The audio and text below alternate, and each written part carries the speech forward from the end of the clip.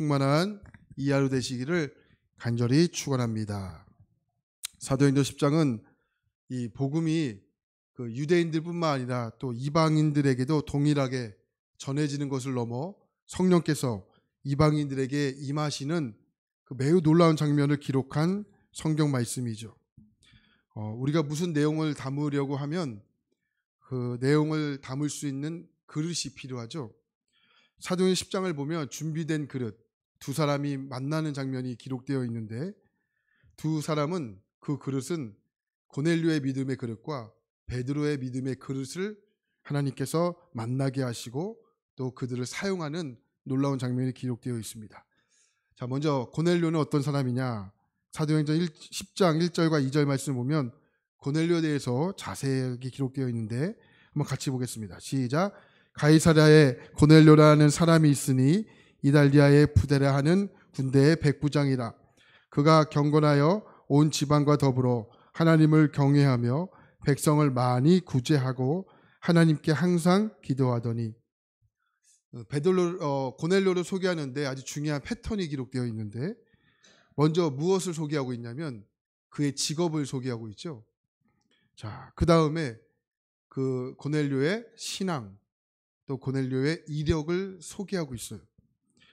이런 소개는요 성경에서 참 특이한 소개입니다. 성경은 어떤 한 사람을 소개할 때 보통적으로 그 사람에 대한 믿음을 소개하는 것이 일반적입니다. 대표적으로 욥기를 보면 욥을 소개할 때 이렇게 소개하죠.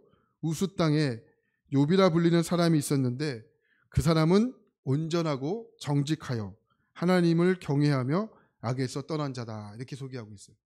그러니까 욥을 소개하는데 그의 직업을 소개합니까? 아니죠. 하나님을 경외하고 악에서 떠났다 이렇게 소개하죠. 그러니까 욥을 설명하는 데 있어서 신앙의 이력을 가장 먼저 소개합니다. 이게 성경에서 아주 중요한 패턴이거든요. 그러니까 성경은 다른 무엇보다 믿음을 중요하게 여긴다는 거죠. 근데 고넬료는 어떻습니까? 고넬료는 그의 직업을 먼저 소개하죠. 고넬료의 직업이 뭡니까? 이달리아 부대라 하는 군대의 백부장이다 이렇게 소개해요. 그리고 고넬료의 신앙 또 이력을 소개합니다. 고넬료는 하나님을 경외하고 기도했던 사람이다라고 소개합니다. 여러분 고넬료는 이방인일까요? 유대인일까요? 이방인이죠. 거기에다가 이달리아라는 군대의 백부장입니다. 여러분 이 의미가 매우 중요한데 본토의 군대인 거예요. 그러니까 로마가 많은 지역을 점령하지 않았습니까? 그러니까 점령군이 있고 본토의 군대가 있어요. 그러니까 점령군의 군대가 강할까요? 본토의 군대가 강할까요? 본토의 군대가 훨씬 강합니다. 근데 이달리아 고넬료는 이 본토의 군대예요. 그러니까 막강한 권력을 갖고 있어요. 엘리트입니다. 근데 왜 성경은요 고넬료를 설명할 때 그의 직업을 먼저 소개했을까요?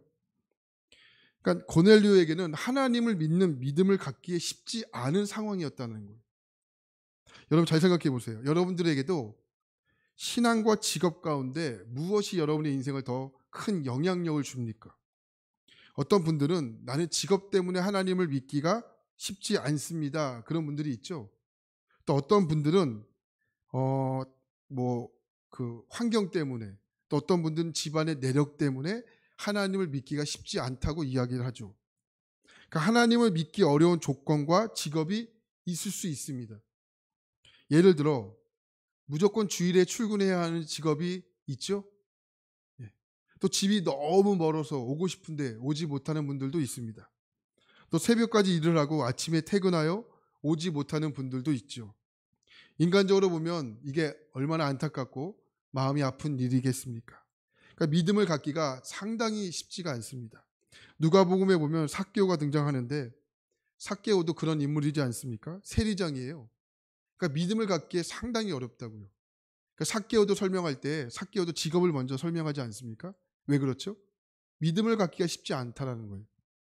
사람들에게 다가가기도 쉽지 않지요. 키도 작지요. 그런데 자연스럽게 믿음으로 연결되기가 어렵습니다.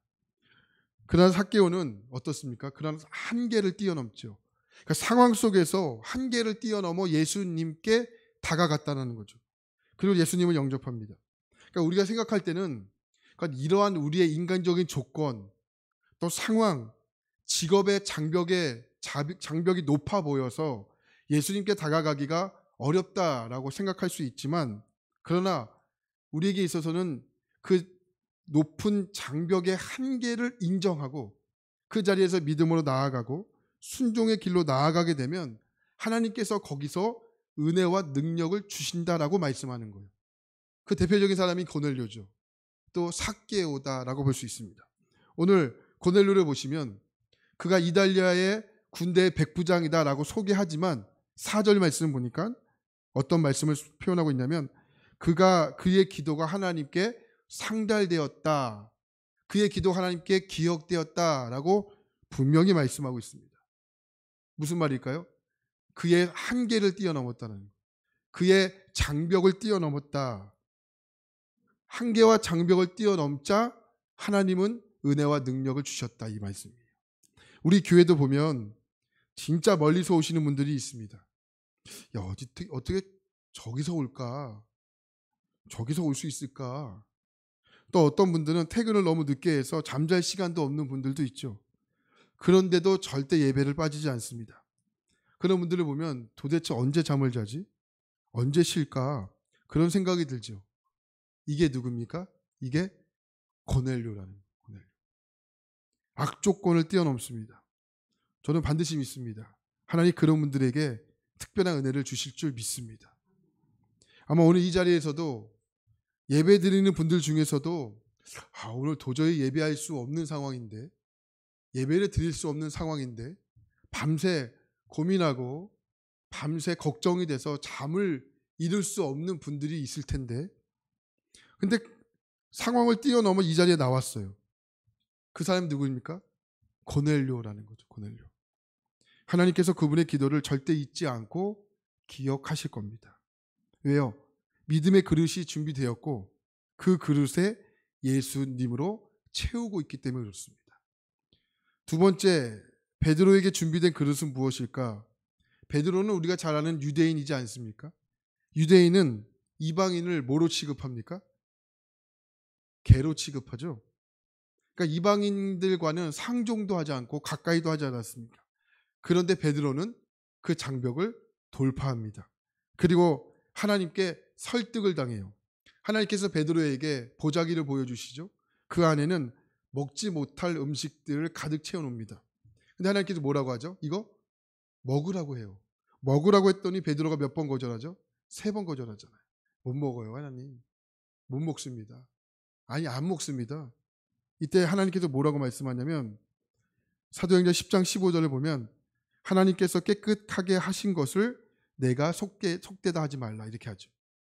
그러니까 내 하나님께서 깨끗하다 한 것을 베드로 네가 속되다고 말할 수 있는 없다는 거예요. 이 말을 들은 베드로가 곧바로 하나님 말씀에 설득을 당해요. 그리고 고넬료의 집으로 찾아가죠. 여러분, 오늘 하나님 말씀을 우리가 듣습니다. 하나님 말씀을 듣는데 말씀을 듣고 내가 변화된다는 것이 무엇을 상징하는 걸까요? 하나님의 말씀에 내가 설득을 당한다는 거예요. 여러분 고집이 있죠? 고집이 없습니까? 여러분 고집이 있다는 건 뭐예요? 하나님 말씀을 안 듣겠다는 거예요. 고집 자랑하지 마세요. 내 남편은 고집이 너무 강해요. 나는 고집이 너무 강해요. 나는 강합니다. 죄송하지만 믿음 생활에 하나 도움 안 됩니다. 고집이 강하다는 것은 죄송하지만 말씀 안 듣겠다는 거예요. 하나님 말씀 듣지 않겠다는 거죠. 그러니까 고집을 자랑하지 말고 하나님 말씀에 설득당하는 것을 자랑하시기 바랍니다. 그러니까 베드로도 고집이 있죠. 나 안 먹습니다, 하나님. 근데 내가 속되다는 것을 네가 속되다 하지 말라. 이 말씀에 설득을 당하자 고넬료의 집으로 찾아갑니다. 하나님 말씀에 설득을 당합니다. 하나님께서 말씀하셨기 때문에 내 고집을 내려놓는 것이 바로 변화되는 겁니다. 내가 설득당하고 깨져야 그때 비로소 그리스도의 장성한 분량하는 데까지 자라가게 되는 거죠. 우리가 신앙생활을 할 때 이 충만이라는 말을 참 좋아합니다. 여러분 충만하세요? 그러면 아멘하죠. 충만하세요, 아멘합니다. 근데 언제 충만할까요? 성령님께서 갑자기 임하셔서 차고 넘친다? 가능합니다. 그러나 에베소서 4장 13절 말씀을 빗대어 설명하면 하나님의 말씀으로 내가 설득당하는 과정들을 통해 분량이 채워지는 거예요. 그 분량이 채워지면서 차고 넘치는 것이 뭐예요? 이게 충만이라는 거죠. 신앙생활하면서 한꺼번에 충만해지는 경우와 스텝 바이 스텝, 한 걸음 또 한 걸음 주 예수와 동행하는 경우가 있을 텐데, 이런 대개는 한 걸음 한 걸음 주 예수와 동행하면서 충만을 지속해야 그 충만이 여러분 결코 변질되지 않을 가능성이 높다는 거예요. 만약에 베드로가 하나님 말씀에 설득당하지 않았다고 생각해 볼까요? 지금 전 세계 인구가 몇 명일까요? 80억이라고 대충 이야기하죠. 유대인들의 인구가 600만입니다. 만약 이들이 지금까지 유대주의적으로 머물러 있었다면 600만입니다. 그러나 하나님 말씀을 설득당해 벽을 뛰어넘습니다. 아니 100배 정도 뛰어넘었다고 생각해 보십시오. 아니 1000배 정도. 그러면 600만의 100배는 얼마일까요? 여보세요? 600만의 100배는 얼마예요? 6억이죠, 6억. 그럼 새벽 예배에 나오시면 치매도 예방이 돼요. 숫자를 계산해야 되니까. 600만의 100배는 6억이죠. 1000배는 60억이죠. 그러니까 여러분, 이 유대주의적으로 머물러 있었다면 1000분의 1 인생만 사는 거예요. 근데 장벽을 뛰어넘었으니까 하나님께서 1000배의 역사를 하시지 않습니까? 우리도 하나님 말씀에 설득을 당하면 장벽을 뛰어넘는 그런 인생이 된다는 거죠. 어떤 분들은 신앙의 그릇이 작다고 이야기하는 분들이 있는데 왜 작을까요? 말씀을 들을 때마다 하나님께 설득당하는 작업이 없기 때문에 그렇습니다. 요나 보실까요? 요나 하나님 말씀에 설득당하기 전에 어떠한 인생을 살았습니까? 도망자였죠. 하나님을 피해 니느웨로 가야 되는데 어디로 가죠? 다시스로 가죠. 다시스가 어디죠? 스페인이에요. 그 당시에 스페인이 땅끝이라고 여겼어요. 그러니까 스페인만 가면 하나님을 피할 수 있다고 생각을 했고, 또 하나는 어디로 도망가죠? 가장 배 밑층으로 도망가죠. 밑으로. 그러니까 밑으로 도망가면, 내려가면 하나님이 없다고 생각했어요. 근데 어떻게 됩니까? 풍랑을 만나고 죽을 고생을 하지 않습니까? 그러다가 하나님께 언제 쓰임받아요? 1장과 2장을 넘어 3장에서 쓰임받아요. 3장의 작업은 하나님께 말씀으로 설득당하는 작업이 있어요. 언제 설득당하죠? 요나가 물고기의 배 안에서. 배 안에서 하나님 말씀에 설득을 당해요. 그리고 토해내죠. 그리고 어디로 가죠? 니느웨로 가잖아요. 그러니까 신앙생활은요, 하나님 말씀에 설득당하는 거예요. 여러분 오늘도 이 자리에 나오셨는데 아침도 하나님 말씀에 설득을 당하고 계십니까? 내 고집이 뭘까? 내가 깨어져야 할 자아가 뭘까? 하나님께 순종하지 못한 것이 뭘까? 한번 곱씹어 생각해 보는 거예요. 이게 말씀에 설득을 당하는 거죠. 자, 오늘 베드로도 하나님 말씀에 설득을 당하게 되자 그릇이 준비되었고, 그 그릇에 무엇으로 채우게 되냐면 36절부터 38절까지 말씀을 볼까요? 자, 같이 보겠습니다. 오늘 말씀 36절, 38절입니다. 시작. 만유의 주 대신 전하사 이스라엘 자손들에게 보내신 말씀, 곧 요한이 그 세례를 반포한 후에 갈릴리에서 시작하여 온 유대에 두루 전파된 그것을 너희도 알거니와, 하나님이 나사렛 예수에게 성령과 능력을 기름 붓듯 하셨음에 그가 두루 다니시며 선한 일을 행하시고 마귀에게 눌린 모든 사람을 고치셨으니 이는 하나님이 함께 하셨습니다. 자, 무엇을 그릇이 준비되자 무엇으로 채우게 되냐면 예수 그리스도와 성령의 능력으로 채움을 받게 되는 거죠. 여러분, 성령 충만하기 위해서 필요한 것은 뭐냐? 준비가 돼야 되겠죠. 그릇이 준비가 돼야 돼요. 회개의 그릇, 기도의 그릇, 그리고 또 하나 중요한 것은 한번 따라해 볼까요? 내가 하나님의 말씀에 설득을 당해야 된다. 네. 그릇이 준비가 되면 그 안에 내용물은 뭐예요? 예수로 채워지는 거예요. 예수로 채워지기 위해서는 말씀으로 설득을 당하는 그런 시간들이 필요합니다. 이것이 성령 충만입니다. 자, 오늘 하루도 시작되었습니다. 오늘 하루도 우리 모두가 하나님의 말씀으로 시작이 됩니다. 하나님의 말씀으로 시작이 될 때 여러분, 하나님의 말씀으로 오늘 이 시간 설득당하는 성령의 충만을 받는 사람 되기를 간절히 축원합니다. 먼저 기도의 그릇으로 잘 준비하십시오.